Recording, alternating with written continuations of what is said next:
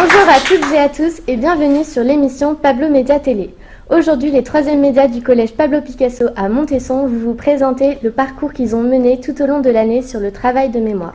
Nous allons donc vous présenter toutes les étapes qui nous ont permis de réaliser cette émission qui est notre tâche finale. Au cours de cette émission, vous découvrirez l'avis de nos invités sur le devoir de mémoire, des reportages et des interviews inédits ainsi que la présentation du sondage que nous avons réalisé. On accueille tout de suite nos invités pour cette première partie de l'émission. Chloé, Aurélie, Ninon, Isabelle, accompagnée de sa traductrice Chloé et Lina. Bonjour Chloé et Aurélie. Bonjour. Nous allons donc commencer cette première partie de l'émission par le visionnage d'extraits du reportage que vous avez fait pour la commémoration du 11 novembre 2017. Les anciens combattants de la Deuxième Guerre mondiale avec des drapeaux, accompagnés du maire et des élus politiques. C'est important, Pourquoi? parce qu'ils se sont battus pour nous. Monter le monument aux morts. Des combats extrêmement difficiles, que beaucoup de jeunes du pays ont été tués par la guerre, que la guerre est une chose horrible et qu'on doit tout faire pour l'éviter. Levée de drapeaux par les anciens combattants et la police municipale.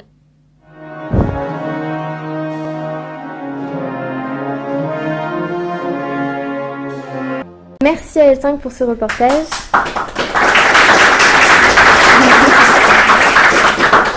Bonjour Mathieu, vous avez donc quelques questions à leur poser. Oui, exactement. Alors, tout d'abord, bonjour. Vous êtes venu assister à la commémoration qui s'est déroulée le 11 novembre 2017. Donc, c'est la première fois que vous faites c'est la première fois que vous faites une commémoration. Oui. D'accord. Donc, qu'est-ce que vous avez pensé de cette commémoration? D'abord, ça nous a donné l'occasion de parler avec monsieur le maire, donc monsieur Ben. Moi, personnellement, je n'avais jamais parlé avant et c'était vraiment intéressant. Et ça se voyait qu'il était content qu'on soit là, nous les jeunes. Et aussi, on a pu voir des rescapés de la Seconde Guerre mondiale. On n'en avait jamais vu non plus et vraiment, c'était très intéressant. Et moi, je trouve que c'est important d'y aller au moins une fois dans sa vie pour rendre hommage aux vétérans. D'accord. Aurélie, vous pouvez nous expliquer qui c'est monsieur le maire, s'il vous plaît? Donc, monsieur le maire, c'est monsieur Ben, donc le maire de Montesson. D'accord. Donc du coup, vous avez interviewé monsieur le maire pendant votre vidéo que vous avez réalisée. Qu'avez-vous pensé de ce qu'il a dit lors de cette interview, de votre interview? On trouve que ce qu'il a dit, ça a été très juste. Il a très bien répondu aux questions.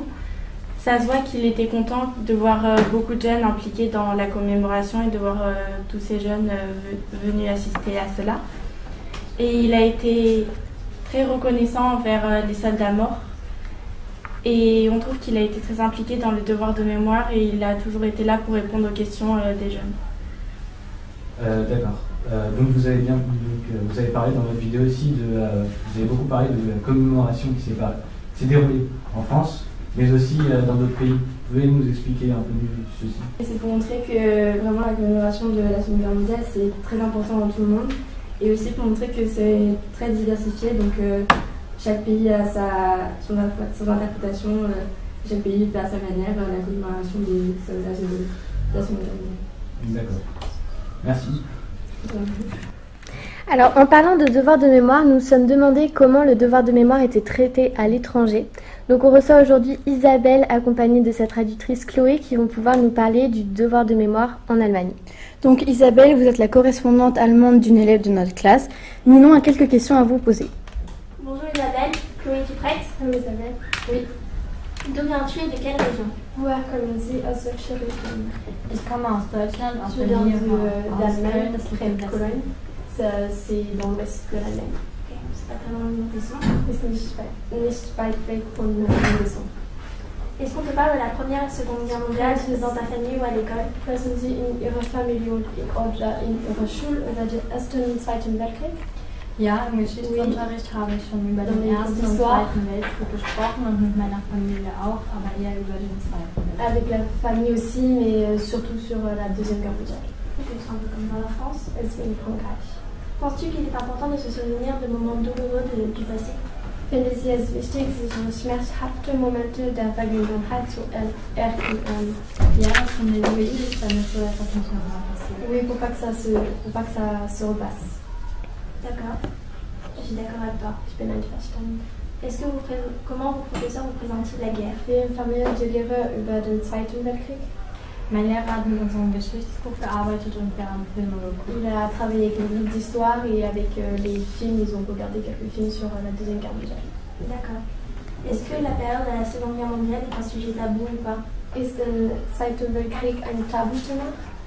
Nein, natürlich sprechen wir auch über den. Bien sûr qu'on en parle de ce thème. Dans ton pays, est-ce que vous commémorez des moments du passé? Gibt es bei Ihnen Gedenktag? Es gibt Gedenktage, aber sie sind nicht, an diesen Tagen ist nicht frei. C'est pas férié.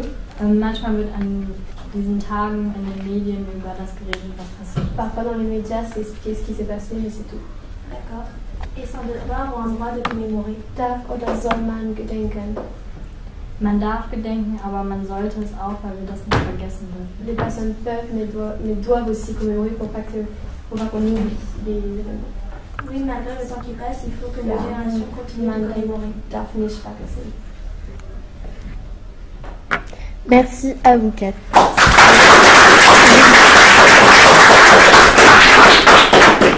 Alors toujours sur le devoir de mémoire, je me tourne vers Lina. Donc Lina, vous êtes intéressée aux commémorations consacrées à l'abolition de l'esclavage, en particulier donc du 27 mai et du 27 avril et du 10 mai. Pouvez-vous nous parler du jeudi 10 mai? Bien sûr. Alors, comme vous le savez peut-être déjà, le jeudi 10 mai est le jour adopté par l'État afin de commémorer les mémoires de la traite, de l'esclavage et de leur abolition en France métropolitaine. Donc, en l'honneur de cette journée, se déroule chaque année une grande cérémonie où sont invitées de nombreuses personnalités politiques. Cette année, il y avait Christiane Taubira, François Hollande et beaucoup d'autres. Et donc, qui dirige cette cérémonie? Alors, exceptionnellement cette année, c'est le Premier ministre Édouard Philippe qui a dirigé la cérémonie, étant donné que le président de la République, Emmanuel Macron, était en déplacement à Aix-la-Chapelle afin de recevoir le prix Charlemagne.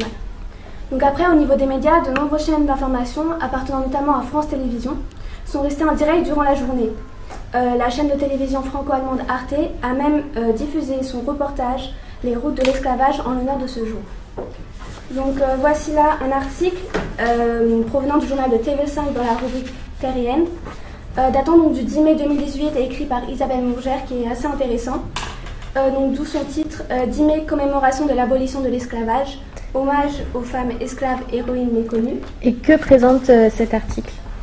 Alors cet article, qui peut être qualifié donc de féministe et qui montre aux gens le rôle qu'ont joué les femmes esclaves à l'époque, présente donc cette journée, comme je l'ai dit, à travers les femmes esclaves. Donc comme il est écrit dans ce dernier, on ne sait pas grand-chose d'elles, et pourtant elles ont lutté pour leur liberté. Donc il se différencie assez des autres, puisqu'en général les autres articles, journaux ou autres, présentent cette journée à travers les esclaves en général, hommes et femmes compris. Alors que là il s'agit vraiment d'une partie dont on ne connaît pas grand-chose. Donc pour en savoir plus sur cet article raconte donc en particulier l'histoire de 4 femmes dites exceptionnelles. Il s'agit là de Solitude, Sanité, Eva et Claire. Donc il nous permet de nous rendre compte des maltraitances en tant que femmes, mais surtout en tant qu'esclaves, elles ont subi. Et donc cet article nous envoie également vers d'autres œuvres, expliquant plus en détail le destin de ces femmes. Donc par exemple, il y avait une vidéo montrant un court-métrage théâtral du livre d'André Schwarzbach. Et donc, toujours donc sur ce même sujet et le même jour, un second article a été publié par France Info le 10 mai, et qui est assez différent des autres du point de vue de sa mise en forme. Puisqu'en effet, les informations importantes sont sous forme de vidéos. Donc la première étant une rediffusion du direct de France Info sur la journée, et l'autre c'est une vidéo documentaliste permettant d'en connaître plus sur ce jour. Donc le corps de l'article, mis à part les vidéos, est composé d'introductions, mais aussi d'annonces sur le même sujet, nous emmenant vers d'autres sources, à la télévision, sur le web. Il y a même des résumés et des petits textes. Il y a même des explications sur le déroulement de la cérémonie, le programme. Donc c'est un article assez diversifié. Et donc qu'avons-nous célébré le 27 avril 2018 ? Alors le 27 avril 2018 était le jour de célébration des 170 ans de l'abolition de l'esclavage, bien qu'un peu moins commémoré que le 10 mai, qui est une journée nationale. Le 27 avril, il correspond à l'anniversaire de l'abolition de l'esclavage qui a eu lieu le 27 avril 1848. Vous avez des articles à nous présenter sur ces journées ? Oui, voici là un article assez documentaliste publié toujours par France Info le 27 avril 2018 et qui explique et informe les lecteurs sur la nature de cette journée et ce qu'elle symbolise. On y découvre alors le cheminement depuis l'abolition officielle de l'esclavage en France, comme je l'ai dit, c'était le 27 avril 1848, jusqu'à cette date en 2018, donc le 27 avril. Il s'agit vraiment là d'explications chronologiques. Et le Figaro avait aussi sorti un article que vous allez nous présenter. Oui, en effet, le Figaro a également publié donc, un article dont le titre est « Macron annonce la création d'une fondation pour la mémoire de l'esclavage ». Donc ces propos se différencient beaucoup des autres, il y a vraiment un aspect politique. En effet, cela raconte notamment comment Macron a changé les coutumes politiques, tout d'abord en commémorant au Panthéon, et non au Jardin du Luxembourg, et aussi le 27 avril au lieu du 10 mai.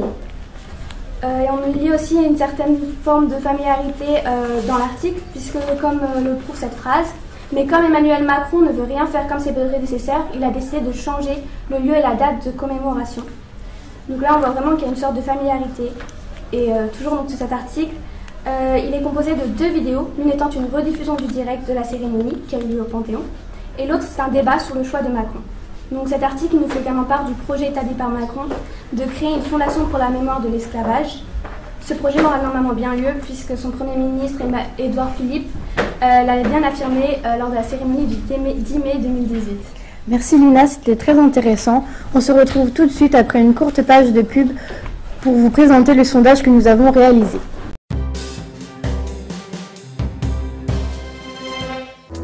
Vous voulez passer de bonnes vacances, découvrir des paysages époustouflants, des spécialités culinaires typiquement françaises, du pain, du fromage et plein d'autres encore? Partager des activités en famille, venez au Périgord. J'adore le Périgord. Nous sommes de retour après une courte pause. Accueillons de nouveaux invités, Nicolas, Violette, Laura, Lilou et Marie. Dans le cadre de notre projet sur le devoir de mémoire, nous avons réalisé un sondage. Nicolas, vous allez nous en parler en compagnie de Chloé. Effectivement, nous allons vous parler du sondage réalisé entre février et mars 2018 par les 3e médias du collège Pablo Picasso à Montesson. Il est composé de 15 questions portant sur le devoir de mémoire. Et les élèves de cette classe, à 3e média, ont sondé les personnes en allant les voir dans la rue ou grâce aux réseaux sociaux. Le sondage n'est pas très précis, car les personnes pouvaient y répondre plusieurs fois. La marge d'erreur était aussi très importante du coup. Ils ont obtenu 2847 réponses. Et maintenant, Chloé va vous parler des réponses obtenues. Avant de commencer, on a réellement apprécié les tweets positifs et les félicitations, les remerciements suite à notre sondage comme c'est fait, beau projet, c'est fait, bon courage, merci, merci au 3e média, bien, voilà qui est fait, beau sujet, bravo. Tout d'abord, nous avons demandé s'il est important de se souvenir des bons moments et des moments noirs du passé. Dans les 2 cas, comme vous pouvez le voir, au moins 90% des sondés pensent que oui, il est important. Mais une question nous vient, qu'est-ce qu'un bon moment? Les moments noirs sont faciles à décrire. Il y a les guerres, les attentats, il y a beaucoup d'exemples. Mais les bons moments, il y en a peu. Grâce à nos sondages, on a eu des réponses. Pour certaines personnes, ce sont les grandes découvertes, pour d'autres, les victoires sportives. Mais est-ce que ces événements ont eu un impact tel que les guerres ou les attentats l'ont eu? Quand on demande à la population s'il est important de commémorer les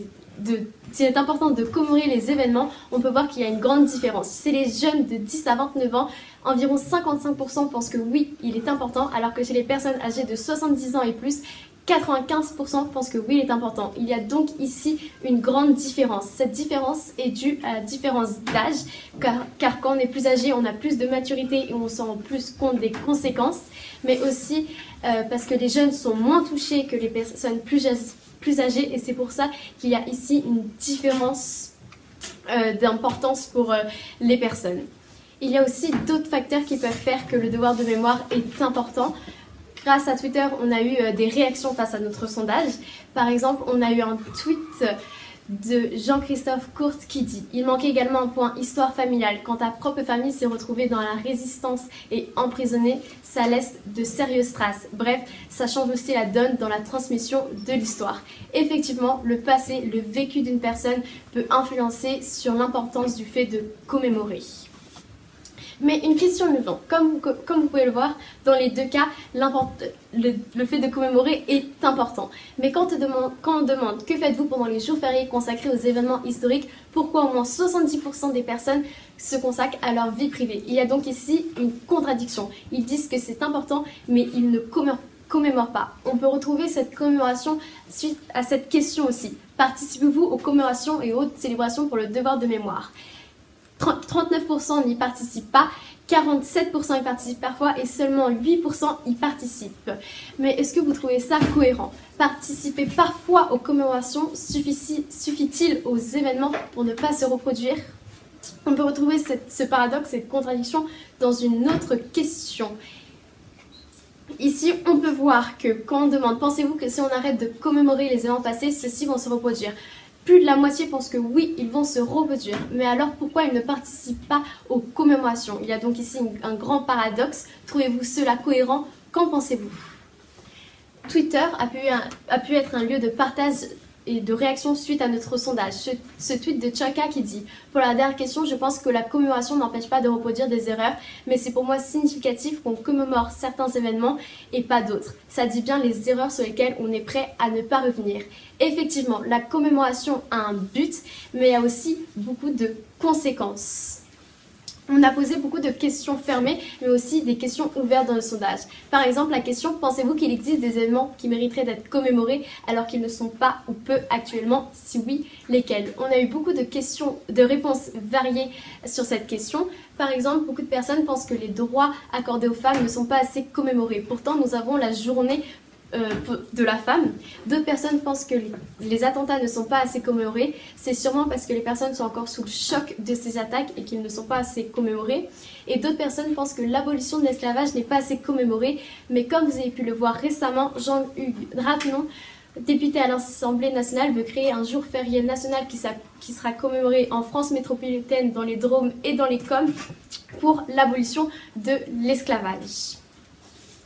Ensuite, quand on demande à la population, pensez-vous qu'au fur et à mesure des générations, les moments importants de l'histoire s'oublient? Comme vous pouvez le voir, 70% pensent que oui, ils s'oublient. Mais du coup, on a demandé à la population comment les moments de l'histoire pouvaient être transmis, quels étaient les meilleurs moyens pour qu'ils soient transmis. Et grâce à cette réponse, cette question, par quels moyens pensez-vous que la mémoire collective est la mieux transmise?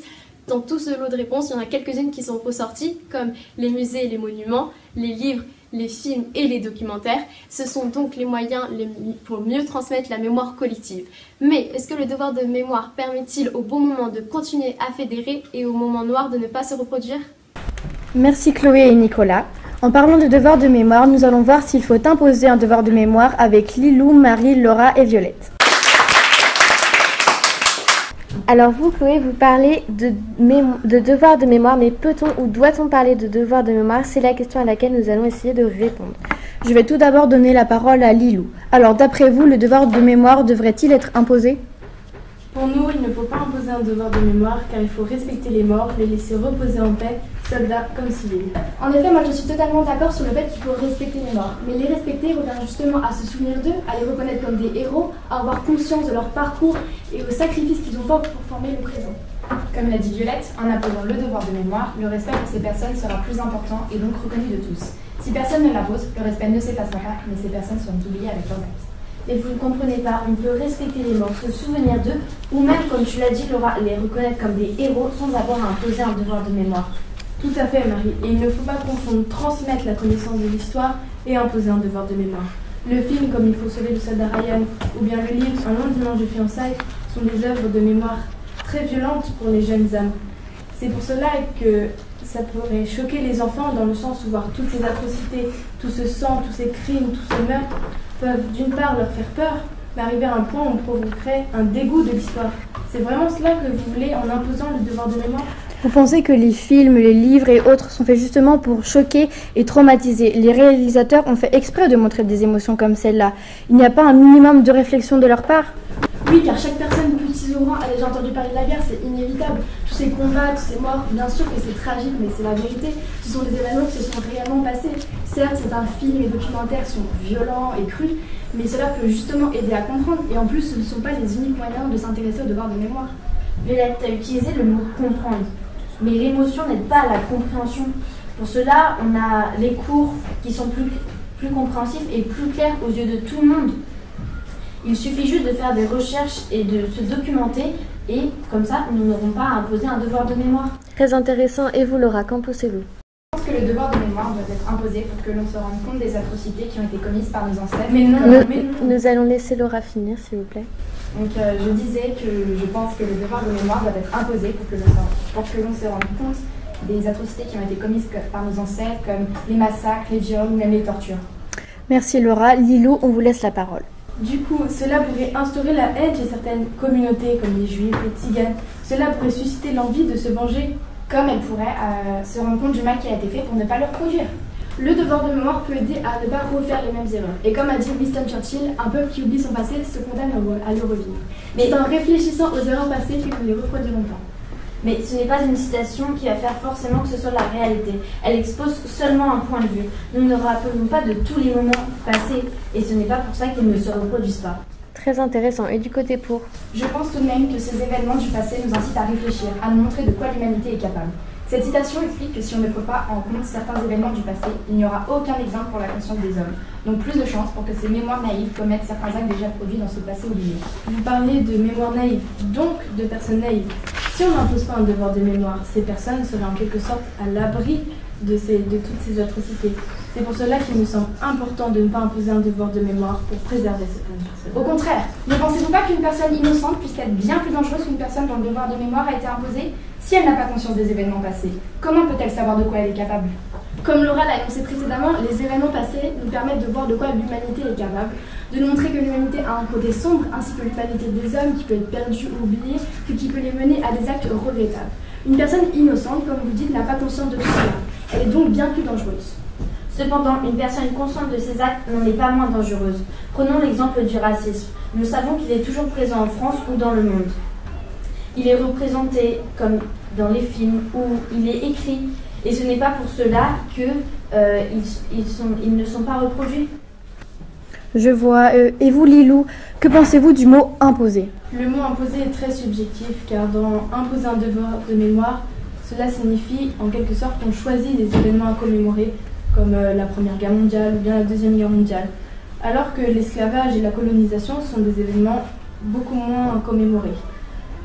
Mais on ne peut pas tout commémorer, parce que trop de commémoration tue la commémoration. C'est pour cela qu'il faudrait mettre en avant les événements tragiques oubliés et moins commémorer les événements trop commémorés. Nous allons devoir conclure ce débat. Je laisse une dernière fois la parole à Marie. J'aimerais vous faire remarquer qu'il y a beaucoup de religions et des communautés. Peut-être qu'elles ne sont pas favorables au fait de commémorer quelque chose qui n'en est pas en rapport avec leur religion ou même leur vie. Elles pourraient avoir envie que leur histoire soit commémorée et qu'elle soit dans les esprits de tout le monde, mais cela pourrait entraîner une concurrence entre les mémoires ou même un conflit entre les mémoires, d'où le livre La guerre des mémoires de Benjamin Stora. Lors de ce débat, nous avons pu clairement remarquer d'un côté Lilou et Marie qui étaient contre ce devoir de mémoire, car pour elles mettaient en avant le respect des familles, des morts et des soldats, mais aussi pour protéger les générations futures et ne pas reproduire les mêmes erreurs. Face à elles, nous avions Violette et Laura qui, elles, étaient pour ce devoir de mémoire, en mettant en avant le fait qu'imposer ce devoir de mémoire permettrait de se souvenir d'eux et de les considérer comme des héros. Elle pense aussi que les films et les documentaires sont des bons moyens pour s'intéresser et mieux comprendre les erreurs du passé. Une nuance importante est apparue au cours de ce débat entre l'histoire et la mémoire. L'histoire est la recherche et la connaissance des faits passés, elle est objective et impartiale. Cependant, la mémoire est subjective, c'est un regard qu'on porte vers un passé choisi. Elle est souvent liée à une histoire qui influence notre présent, soit parce que ses conséquences sont visibles, soit parce qu'elle symbolise pour nous des valeurs auxquelles on croit. La mémoire est souvent communautaire car elle permet de se rassembler autour d'une même cause, elle soude la population. Nous nous retrouvons après une courte pause. À tout de suite.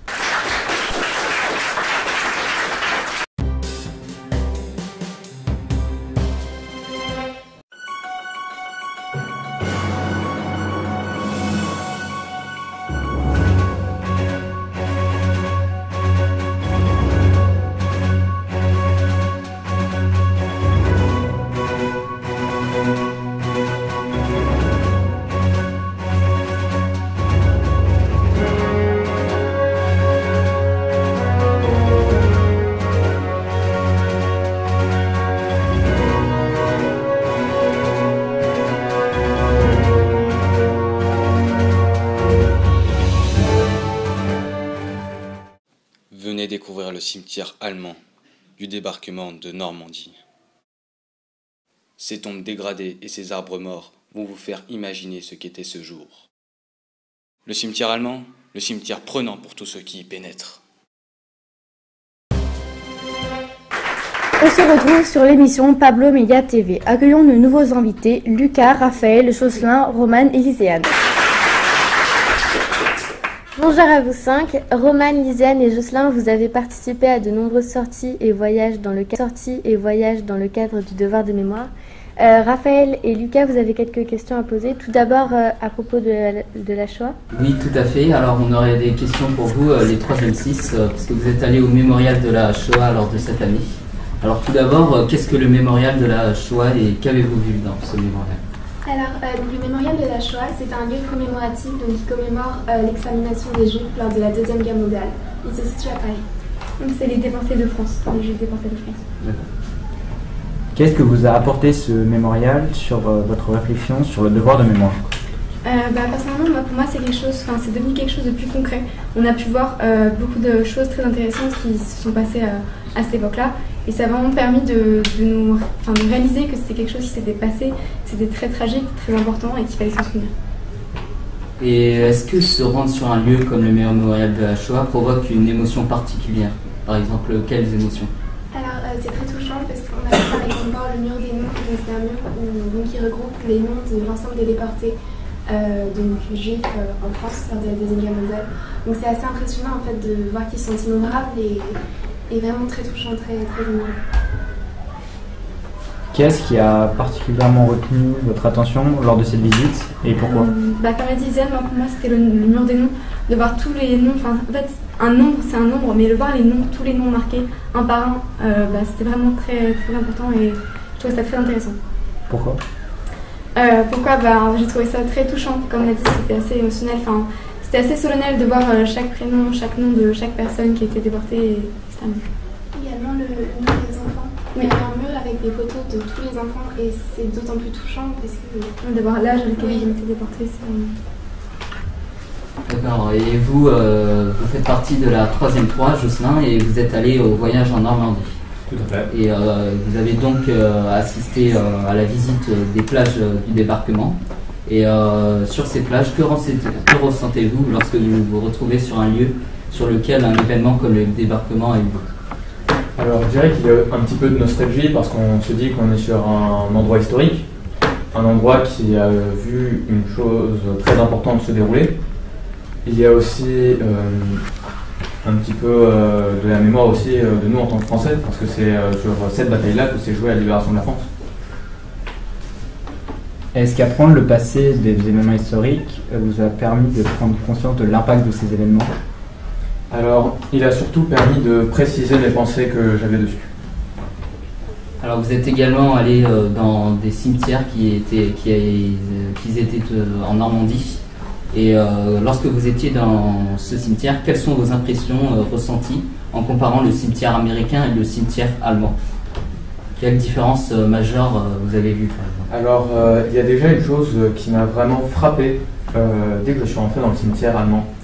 C'est qu'une fois qu'on a passé cette porte de pierre, on voit tout de suite une toute autre ambiance. Il y a vraiment une ambiance pesante. On y sent la défaite. On voit que tout a été fait au minimum. Les tombes ne sont même pas, il n'y a pas de pierre tombale, de grands cercueils. Il paraît même on sait même qu'ils ont été enterrés debout. Il y a aussi des personnes qui sont enterrées deux fois. Il y a 2 personnes qui sont enterrées dans le même endroit et qui sont commémorées par la même pierre. Et quand on compare au cimetière américain où toutes les pierres sont blanches, bien alignées, on peut voir tous ces grands jardins, ces arbres très bien soutenus. On peut y voir une différence qui, je trouve, prend entrée. Vous êtes aussi allé au mémorial de Caen. Qu'avez-vous appris du mémorial de Caen et notamment de l'atelier sur la propagande que vous avez réalisé? Alors, on comprend un petit peu pourquoi il y a eu, pourquoi la déportation Et la résistance était... surtout la résistance était très faible en France, parce que, même s'il y en a eu des actes de résistance, parce que la propagande émise par le gouvernement de Pétain ou les Allemands était très efficace. On pouvait voir aussi dans ces affiches un savoir-faire assez malsain. Et sinon, que retenez-vous en particulier du mémorial?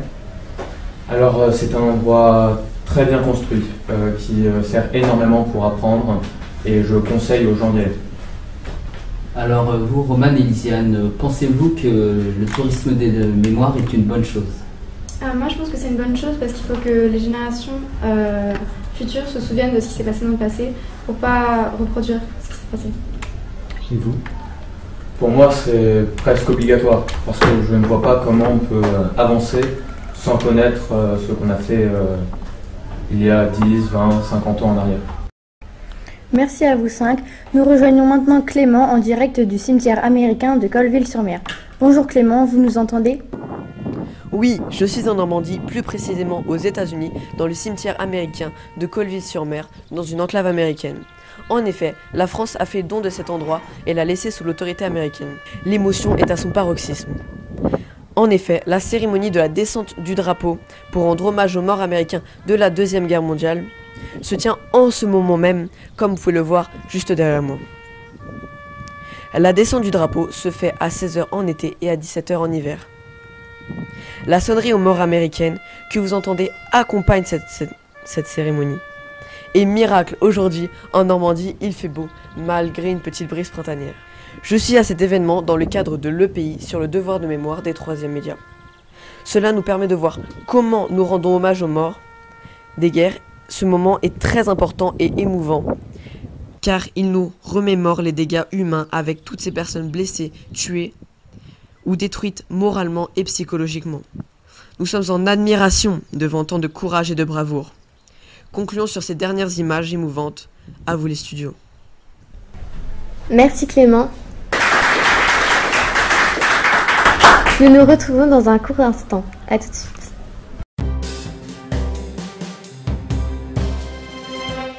Le pari du réseau des lettres. C'est d'imaginer un autre type de rencontre avec la littérature et avec l'art en général. La première particularité, c'est d'avoir voulu placer les problématiques des élèves, leurs questionnements, leurs doutes, au cœur de l'enseignement. Puis d'avoir cherché dans l'art des résonances. Des résonances qui permettraient d'approfondir leur réflexion tout en leur montrant qu'un artiste n'est pas qu'une idole intouchable, posé sur un piédestal que leurs enseignants auraient choisi, mais un être humain qui a rencontré les mêmes interrogations, les mêmes mystères. Le deuxième enjeu, c'est d'avoir voulu créer une communauté apprenante en réseau. D'avoir voulu montrer que l'autre n'est pas un concurrent, mais un partenaire, un auxiliaire, un correspondant qui leur permettait de construire leur réflexion en la partageant, en débattant, en s'internourrissant. La première année vient de s'achever. Nous entrons à présent dans une phase d'accompagnement de cette pratique. Ponctuellement ou régulièrement, venez faire échanger vos classes avec les nôtres. Et montrons ensemble une nouvelle façon de percevoir l'autre. N'hésitez pas à entrer. Dans le réseau des lettres.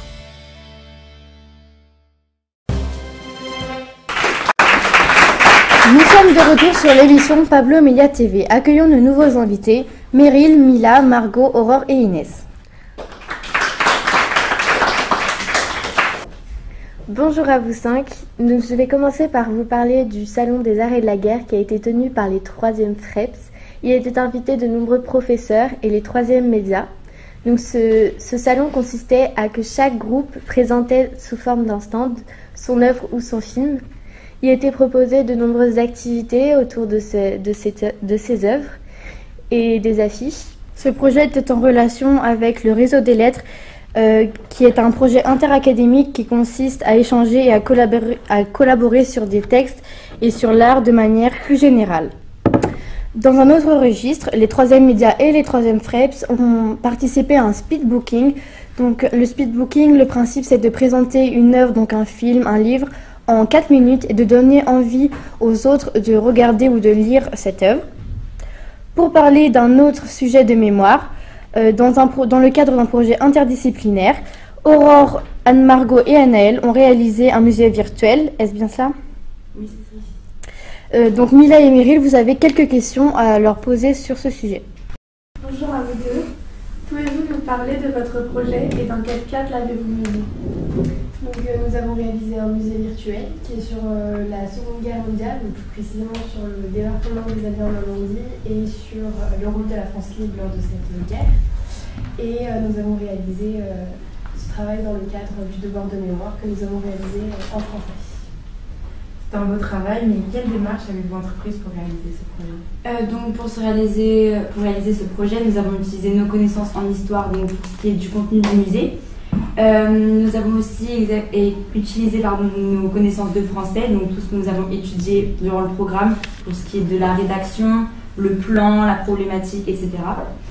Et nous avons également utilisé chez nous pour le montage un logiciel qui s'appelle After Effects, donc, qui est un logiciel professionnel pour tout ce qui est les montages, les effets spéciaux, des choses comme ça.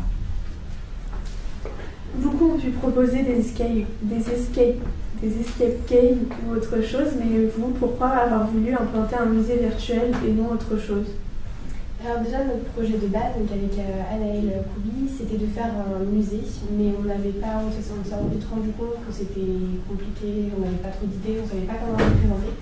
Et donc quand Aurore nous a rejoint et elle nous a dit on peut faire le musée en virtuel, on peut faire le montage, on a trouvé ça une super bonne idée, d'autant plus que c'est un musée virtuel qui utilise la vidéo, qui est donc un moyen de communication récent, et que les jeunes savent bien utiliser, et donc c'est un bon moyen pour transmettre l'histoire aux futures générations. Derrière ce projet très intéressant, y avait-il un message que vous allez nous faire passer en particulier? Nous avons choisi de vous présenter ce projet car pour nous, ce musée virtuel c'est un bon moyen de garder en mémoire cette sombre période de l'histoire, et donc de faire prendre conscience aux visiteurs et donc aux élèves de la gravité de ces événements. L'objectif souhaité est donc de se rappeler ces événements afin de ne pas commettre les mêmes erreurs comme par exemple l'antisémitisme, les différents génocides, les nombreux morts sur le champ de bataille.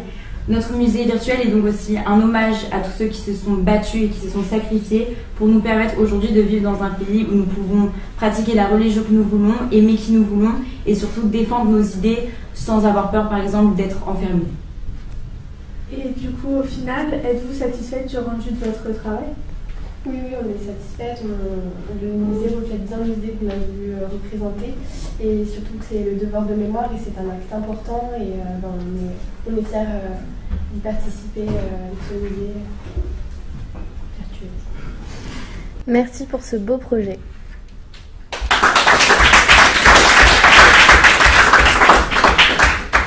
Alors, toujours autour du devoir de mémoire, Inès, vous avez réalisé une vidéo d'une 20aine de minutes pour participer à un concours, le concours national de la résistance et de la déportation. Regardons tout de suite quelques extraits.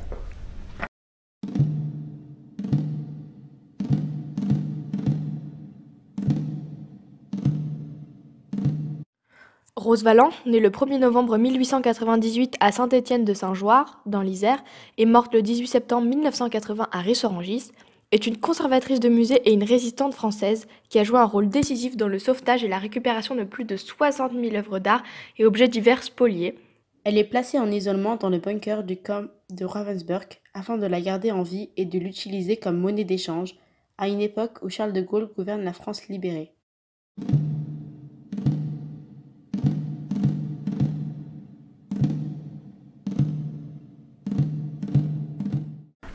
Quel beau projet! Mila et Meryl, vous avez de nouveau des questions à lui poser?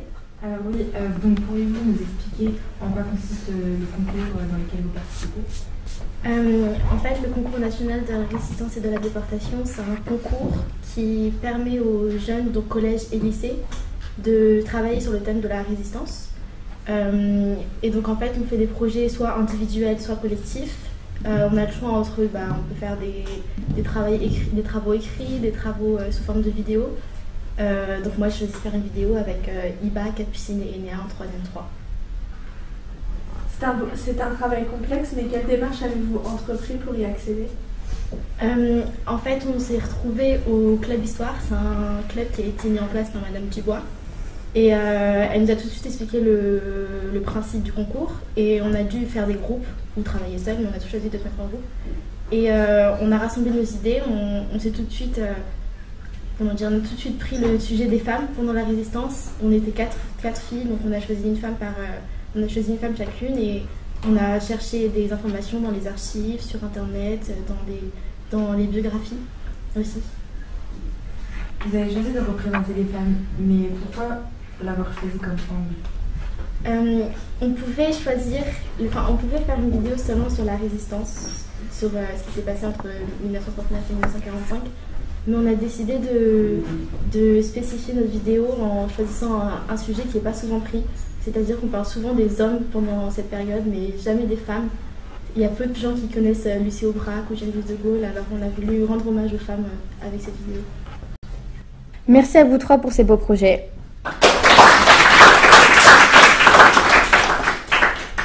On vous souhaite Inès, je vous souhaite un bon courage pour la suite, car il me semble que vous êtes qualifiée pour la finale de ce concours.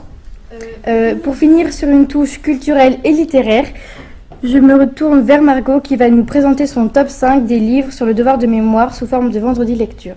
Bonjour, aujourd'hui je vais vous présenter Livres de mémoire. En numéro 3, nous avons L'écriture ou la vie de Georges Semprin. Donc L'écriture ou la vie, c'est un roman autobiographique qui parle de l'expérience de Georges Semprin quand il a été déporté dans les camps de Buchenwald. Et donc lui, il va vivre la mort tous les jours en fait, parce qu'il y a beaucoup de gens qui meurent, à cause du travail forcé ou parce qu'ils sont exécutés. Et le fait de vivre la mort tous les jours, ça va lui donner l'impression qu'il a vécu sa propre mort. Et du coup, même quand il va être libéré par des troupes françaises et qu'il va retourner à la vie normale, en fait, il va pas réussir à redevenir normal, entre parenthèses, parce que il va être hanté par la mort, par toute cette souffrance qu'il a vécue. Et du coup, il va essayer d'exorciser la mort par l'écriture, mais il va se rendre compte que pour écrire, il faut se rappeler sa mort. C'est pour ça que le titre, L'écriture ou la vie. Et du coup, en fait, c'est un paradoxe qui va le hanter toute sa vie. En numéro 2, on a Ceux qui n'ont pas pu nous prendre de Ruta Sepetys. Donc, Ceux qui n'ont pas pu nous prendre, c'est un roman qui raconte la vie de Lina Vilkas. C'est une jeune lituanienne. Et un jour, sa famille va être arrêtée par la Tchéka. Et donc, elle va devoir aller dans les camps en Sibérie. Et là-bas, elle va être brutalisée par les soviétiques. Il va faire froid. Elle va avoir beaucoup de travail forcé. Ses conditions de vie vont être affreuses. Mais en même temps, on va beaucoup s'attacher au personnage. Parce qu'elle a 16 ans. C'est à peu près notre âge. Et du coup, elle a les mêmes pensées que nous, les mêmes espoirs. Et du coup, on va garder espoir jusqu'au bout, qu'elle arrive à retrouver une vie normale, qu'elle arrive à s'en sortir. Et vraiment, ça fait espérer jusqu'au bout, ce roman. Et en numéro 1, le petit gagnant de ce top 5, nous avons La promesse de l'aube de Romain Gary. La promesse de l'aube, c'est un roman autobiographique qui suit la vie de Romain Gary de ses plus jeunes années à ses derniers jours. Et ça va raconter sa vie sous l'amour immense que lui voue sa mère, parce que sa mère, c'est quelqu'un de très excentrique, très extravagant, qui est toujours dans l'excès et qui va placer beaucoup d'espoir en lui. En fait, tout le long de sa vie, elle veut qu'il devienne grand auteur, qu'il devienne un héros. Elle lui dit même qu'il va aller tuer Hitler, parce que ça se passe lors de la Seconde Guerre mondiale. Et en fait, il explique dans ce roman que grâce aux espoirs qu'elle a mis en lui, vu que lui, il voulait la rendre fière, c'est ça qui lui a permis de devenir un grand homme. Donc j'ai une citation. Mon fils sera ambassadeur de France, chevalier de la Légion d'honneur, grand auteur dramatique. Ibsen, Gabriel D'Annunzio, il. Elle cherchait quelque chose de tout à fait écrasant, une démonstration suprême et définitive de réussite terrestre. Il s'habillera à Londres.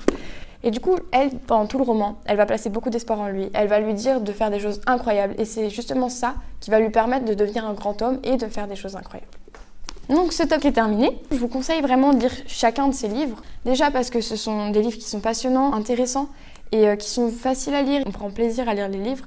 Et en plus, ça nous permet d'en apprendre un peu plus sur l'histoire parce que ça relate des faits historiques.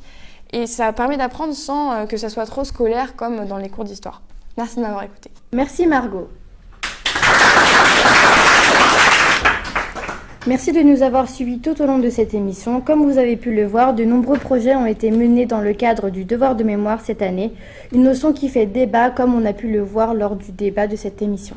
Nous avons été ravis de réaliser et d'être suivis et accompagnés de nos professeurs qui nous ont beaucoup aidés dans la réalisation de ce projet. Merci à tous les intervenants et à nos invités. Bonne journée.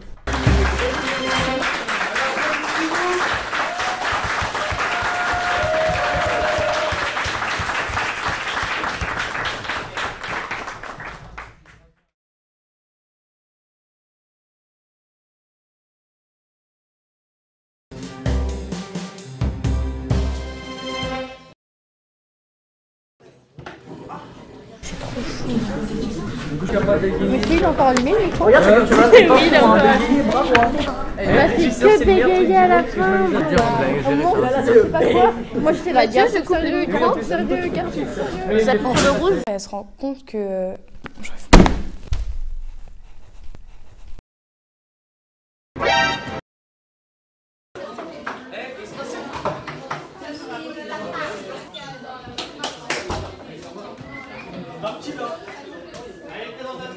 J'adore le Périgord.